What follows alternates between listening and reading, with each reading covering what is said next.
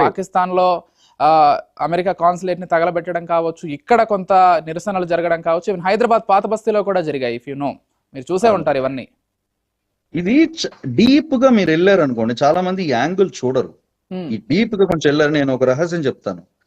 ఇప్పుడు షియా సున్నీ basic divides అంటే ఒక సబ్సెక్ట్స్ ఇన్ ఇస్లాం కదా. Sunni is a major sector, major section, major populated section. అది Shia is more liberal. Shia ఏంటి basically Mohammed ప్రవక్త ఒక అల్లుడు. మహమ్మద్ ప్రవక్త ఒక అల్లుడు ఫాలోవర్సే షియా. మహమ్మద్ ప్రవక్త ఫాలోవర్స్ తర్వాత వచ్చిన అబూ బక్కర్ వీళ్ళ ఫాలోవర్సే సున్నీ. దే రిగార్డ్ మహమ్మద్ ప్రవక్త తర్వాత అబూ బక్కర్ ఈ టీచింగ్స్ ని అట్లా రిగార్డ్ చేసేవాళ్ళు సున్నీ. అట ఖురాన్ సెంట్రిక్, హదీత్ సెంట్రిక్ కాదు. కొంచెం మహమ్మద్ ప్రవక్త తర్వాత కొంచెం అబూ బక్కర్ నుంచి డీవియేట్ అయిపోయి వాళ్ళ అల్లుడిని ఫాలో అయ్యే వాళ్ళు షియాస్. అల్లుడిని దారుణంగా చంపేశారు. అందుకని మొహరం అంతా వాళ్ళు యాక్చువల్లీ అదంతా మోర్నింగ్ ఫర్ వాళ్ళ అల్లుడిని చంపేశారని. చంపేశారు. ఆ ఫీలింగ్ ఎప్పుడు ఆ షియా ఒక కమ్యూనిటీ, ఆ ఫీలింగ్ ఎప్పుడు యానిమాసిటీ సున్నీస్ మీద ఇదే ఫీలింగ్ ఉంటుంది. అబూ బక్కర్ అండ్ ద నెక్స్ట్ సంతతి మొత్తం వీళ్ళని చంపేశారు అంత వాళ్ళ మహమ్మద్ ప్రవక్త అల్లుడిని అని చెప్పేసి ఎప్పుడు ఆ ఫీలింగ్ ఉంటది. అదే సెంటిమెంట్ అన్నది ఇప్పుడు రైజ్ అవుతుంది. బికాస్ ఖమేనీ ఒక యాంటిసిడెంట్స్ అండ్ రూట్స్ చూసారనుకోండి, he also belongs to Muhammad ప్రవక్త ఒక ఫ్యామిలీ లీనియేజ్ లో వస్తాడు, బ్లడ్ లైన్ లో వస్తాడు. అందుకనే ఈ షియా కమ్యూనిటీకి ఇంకా డీప్ రూటెడ్ ఫీలింగ్స్ వచ్చేసినాయి. అంటే ఇట్స్ రిపీట్ ఆఫ్ చరిత్ర రిపీట్ అయిందని, ఇట్స్ రెపిటేషన్ ఆఫ్ హిస్టరీ అని చెప్పి అగ్రవేటెడ్ ఆల్రెడీ రిప్రెస్డ్ అనిమాసిటీ అనేది బయటకు వస్తుంది ఇప్పుడు. దట్ ఈస్ వై ఇక్కడ లోకల్ అప్రైజింగ్స్ అన్ని జరుగుతున్నాయి. బట్ అది కొంచెం కట్టడి చేయాలి. Because it's not good for the society, not good for the fraternity of any religion. ఇప్పుడు మళ్ళీ ఖమేనీ వారసుని చూసుకున్నట్లయితే ముస్తాబా అనేటువంటి ఒక పేరు వినిపించింది. కాకపోతే అటువంటి ప్రకటన మేము ఏమీ అఫీషియల్ గా చేయలేదని ఇరాన్ పూర్తిగా ఖండించింది. అమెరికా ఏం చెప్తోందంటే, మీరు తరువాత వారసుని ఎవరిని ప్రకటించినా కానీ మా లక్ష్యం వాళ్ళే అవుతారు, వాళ్ళని మళ్ళీ చంపే వరకు మేము ఊరుకోమంటూ అమెరికా, ఇజ్రాయెల్ ఇప్పటికే ప్రకటిస్తున్నాయి. కాబట్టి సుప్రీం లీడర్ కి సంబంధించి ఏదైనా డెసిషన్ అంతర్గతంగా జరుగుండొచ్చా, లేకపోతే ఇంకా ఆలోచనలోనే ఉండుండొచ్చా? అలా ఏం లేదు. అది ఉన్న సోషల్ మీడియా కొంచెం ఇది లీక్స్ ఇస్తుంటారు, అండ్ వాళ్ళే కావాలని లీక్స్ ఇస్తుంటారు ఒక లీడర్ ఉన్నాము చూపించుకోవడానికి. But actually right now internal sources ఏంటంటే, ఒక 3 ఫ్యాక్షన్స్, 3 కమాండర్స్ కి మొత్తం కంట్రోల్ ఇచ్చున్నారు. అంటే 3 టెరిటరీస్. వీళ్ళందరూ కలిసి ఒక కలెక్టివ్ గా ఆపరేట్ చేస్తున్నారు ఈ ప్రోగ్రామ్ ని. Their only goal is this. ఇది వచ్చేసి ఇక్కడే వదిలేస్తే దే ఆర్ గోయింగ్ డౌన్. వదలకుండా ఆఖరి వరకు ప్రయత్నించాలి, కొట్టాలి. We'll defend Iran as much as possible. మేము వెళ్ళేది డిఫెన్సే, ఆఫెన్సివ్కి వెళ్ళటానికి వల్ల కాదు. ఇప్పుడు అమెరికాకి ఇజ్రాయెల్ కి అవమానం ఎదురుంది in days to come. Because వాళ్ళు ఇరాన్ ని ఏం చేయలేకపోయారు అన్నది మాట వస్తుంది. తర్వాత ఇప్పుడు ఇరాన్ వచ్చేసి ఇంత అడ్వాన్స్ అవుతుంది.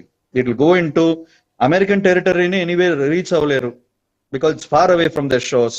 అండ్ వాళ్ళకున్న వెపనరీ, వాళ్ళకున్న సిస్టమ్స్ కానీ 3000-4000 కిలోమీటర్స్ కన్నా ఎక్కువ రేంజ్ లేదు.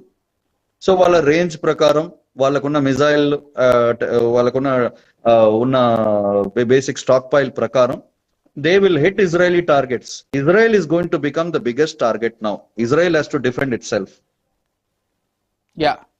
అండ్ అసలు యుద్ధం ఏం చేయబోతోంది, ఇంకా ఎంత విస్తరించబోతోందంటే ఎలా చూడాల్సి ఉంటుంది? ఎందుకంటే ఇప్పటికే మనం ఇందాక డిస్కస్ చేసినట్లుగా ఇప్పుడు అయితే ఆగేటువంటి పరిస్థితి లేదు. ఎందుకంటే ఇరాన్ ఎక్కడా కూడా వెనక్కి తగ్గదు. మీరు ఆఫ్ఘనిస్తాన్తో కంపేర్ చేశారు కాబట్టి చివరి వరకు పోరాడేటువంటి ఆ స్పిరిట్ వాళ్ళలో ఉంటుంది కాబట్టి వాళ్ళ వైపు నుంచి తగ్గదు. అండ్ అమెరికా, ఇజ్రాయెల్ వాళ్ళ ఆయుధ సంపత్తి కొంత బలంగానే ఉంది. ఎంత కాదనుకున్నా కానీ, వీళ్ళు ఎంత డ్రోన్స్ తో దాడి చేసినా కానీ అమెరికా లాంటి అగ్రరాజ్యం రంగంలోకి దిగింది కాబట్టి వాళ్ళు వెనక్కి తగ్గరు. సో ఇంకా ఎన్ని డేస్ కొనసాగేటువంటి అవకాశం ఉంది, లేకపోతే కొన్ని మంత్స్ వరకు ఇది కంటిన్యూ అయ్యే అవకాశం ఉందా?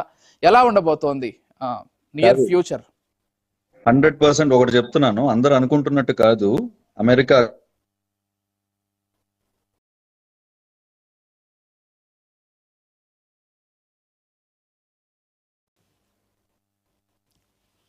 స్టాక్ పైల్ అయిపోయింది. సిస్టమ్స్ ఉన్నాయి కదా, దీని స్టాక్ పైల్ అయిపోయింది. ఉక్రెయిన్ వార్ లో ఎగ్జాస్ట్ అయినాయి. ఇప్పుడు అగైన్ మ్యానుఫ్యాక్చరింగ్ చేసి మళ్ళీ తీసుకురావాలంట అన్న కూడా కొన్ని నెలలు పడుతుంది. ఇప్పుడు ఇమీడియట్ గా America cannot with hold this war for another week. వాళ్ళు అందుకనే విత్డ్రా అయిపోతారు. విత్డ్రా అయిపోయి కూర్చుంటారు, సజ్జాగా కూర్చుంటారు. ఇంకా అయిపోయింది, మేము చేయాల్సింది అయిపోయింది, మీరు ఏం చేసుకుంటారు చేసుకోండి అని అంటారు. Israel will be on its own. అప్పుడు ఇరాన్ వచ్చేసి తగ్గదు. ఇరాన్ ఇంకా అటాక్ చేసుకుంటా పోతా ఉంటాయి. It'll be an Iran versus Israel all out war. అందరు కూడతారు. Then NATO will also enter. అప్పుడు this will become a world war, global crisis. That is what is going to happen. America చేసిన దారుణం ఇది. ఒకటి ఖమేనీని చంపటం ఒకటే కాదు, చంపేసి ఇంకా రెస్పాన్సిబిలిటీ తీసుకోకుండా వెళ్ళి అక్కడ కూర్చుంటది. కూర్చున్న తర్వాత ఇక్కడ మొత్తం అక్కడ it is going to escalate in a very very very difficult way. అందుకని ఇప్పుడు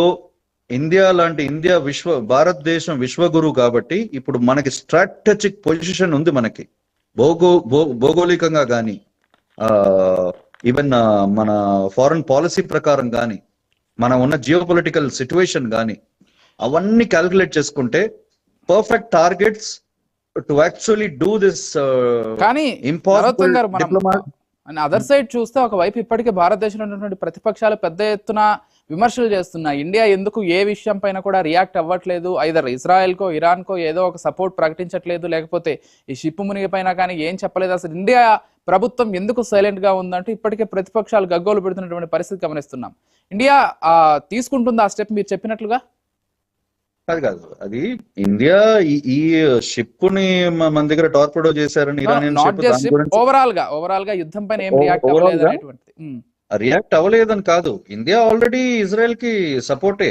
okay, everybody knows that, it's an open secret. Yeah, అవును, అది అందరికీ తెలిసిందే. ఎంత మంచి ఫ్రెండో ఇజ్రాయెల్ వాళ్ళు, మనల్ని ఎంత ప్రేమిస్తారో అది అందరికీ తెలిసిందే. అదొకటే కాదు, ఈ వార్ లో చాలా కీలకమైన పాత్ర పోషించింది ఇండియా. ఓకే, యాక్చువల్ గా ఏంటంటే చాలా మందికి very few people know this. ఇప్పుడు మొత్తం డీప్ గా రీసెర్చ్ చేశారంటే తెలుస్తుంది.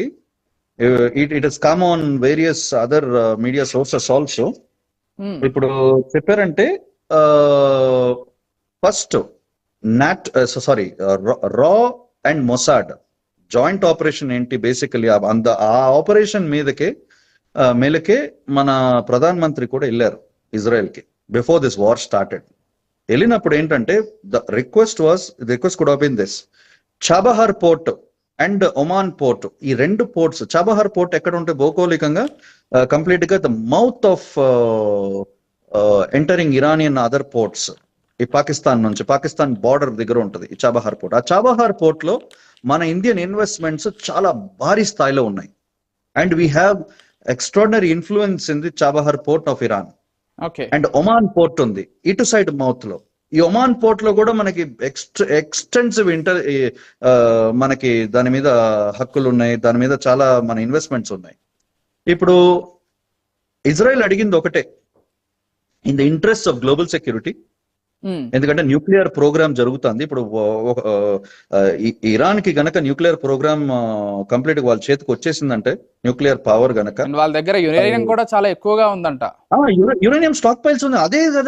అదే కదా వాళ్ళందరూ వరి అయింది. అవును, ఈ ఇరాన్ బికమ్స్ న్యూక్లియర్ పవర్, ఇంకొక నార్త్ కొరియాకి ముత్తాత అయి కూర్చుంటాడు. రైట్, నార్త్ కొరియాకి గ్రేట్ గ్రాండ్ ఫాదర్ అయి ఉంటాడు ఇరాన్. అది ఈ ఆస్పెక్ట్ లో India cooperated. Okay, live intelligence from the sports ఇస్తాము అని చెప్పేసి ఇచ్చారు. అదొకటే కాకుండా ఇరాన్ కి ఇంకొక దొంగ ఫ్రెండ్ ఉన్నాడు. యుఎస్ చైనా ఒకటే కాదు, పాకిస్తాన్ అన్నవాడు he has been supplying nuclear technology to Iran. Yes, he has been supplying. ఈ ఒక ఆర్బిట్రేషనే జరుగుతా ఉంది గ్లోబలీ. ఈ పాకిస్తాన్ ఎంత దొంగ అని ప్రపంచానికి తెలిసినా కూడా వాడిని ఎందుకు కొంచెం భరిస్తా ఉన్నారంటే because of his nuclear status. ఆ న్యూక్లియర్ టెక్నాలజీ ఆల్రెడీ నార్త్ కొరియాకి ఇచ్చాడు. ఇప్పుడు మళ్ళీ వీళ్ళకి ఇస్తాడేమో అని చెప్పి they were trying to control him. అందుకు ఇప్పుడు ఇండియా ఏం చేసింది ఈ టైంలో, ఇండియాని మొసాడ్ అగైన్ రిక్వెస్ట్ చేసింది రా operation again Balochistan and Afghanistan కి మీరు స్ట్రాటజిక్ సపోర్ట్ ఇవ్వండి, డిప్లొమాటిక్ సపోర్ట్ కంప్లీట్ గా ఇవ్వండి, engage Pakistan in the north western frontier. Pakistan ని డైవర్ట్ చేసేయండి ఈ అటాక్ జరిగేటప్పుడు. అందుకు ఇవి రెండు జరిగింది. లైవ్ ఇంటెలిజెన్స్ ఫీడ్స్ ఇచ్చింది ఇండియా అండ్ పాకిస్తాన్ ని కంప్లీట్ డైవర్ట్ చేసేసింది. సో పాకిస్తాన్ నుంచి ఏ హెల్ప్ అందలేదు ఇరాన్ కి. సో కరెక్ట్ ఆల్రెడీ ఇప్పటికే బలూచిస్తాన్ ఆఫ్ఘనిస్తాన్ తోటి వాళ్ళు వేగలేకపోతున్నారు ఓపెన్ గా మనం మాట్లాడుకోవాలంటే. ఇప్పుడు మళ్ళీ ఒకవేళ అంటే పాకిస్తాన్ కు భయం కూడా ఉంది, ఎక్కడ ఇరాన్ ఓడిపోతే ఒకవైపు ఇప్పటికే బలూచిస్తాన్, మరోవైపు ఆఫ్ఘనిస్తాన్, ఇక మన సంగతి చెప్పాల్సినటువంటి అవసరం లేదు, ఒక పులిలా మీద పడేటువంటి అవకాశం ఉంది. ఇంకోవైపు చూసుకున్నట్లయితే ఇరాన్ ఓడిపోతే అక్కడ ఇజ్రాయెల్ బలగాలు తిరిగి మనకే సపోర్ట్ చేసేటువంటి అవకాశం ఉంది. కాబట్టి పాకిస్తాన్ డెఫినెట్ గా ఆ టెన్షన్ అయితే పాకిస్తాన్ లో ఉంది. ఉంది వాడు ధైర్యం వల్ల వాడు న్యూక్లియర్ పవర్ ఉంది. ఓకే నరోత్తం గారు, రైట్. థ్యాంక్ యూ అండి, థ్యాంక్ యూ సో మచ్. చాలా చక్కటి ఎక్స్ప్లెనేషన్ ఇచ్చారు, అసలు ఏం జరుగుతుందో చెప్పేటువంటి ప్రయత్నం మన ఆడియన్స్ కి అయితే ఇచ్చారు. Right, thank you so much Narottam గారు. మొత్తంగా ఇరాన్ ఇజ్రాయిల్ వార్ ఎటువైపు వెళ్తోందో అనేటువంటి ఒక టెన్షన్ అయితే ఈరోజు ప్రపంచవ్యాప్తంగా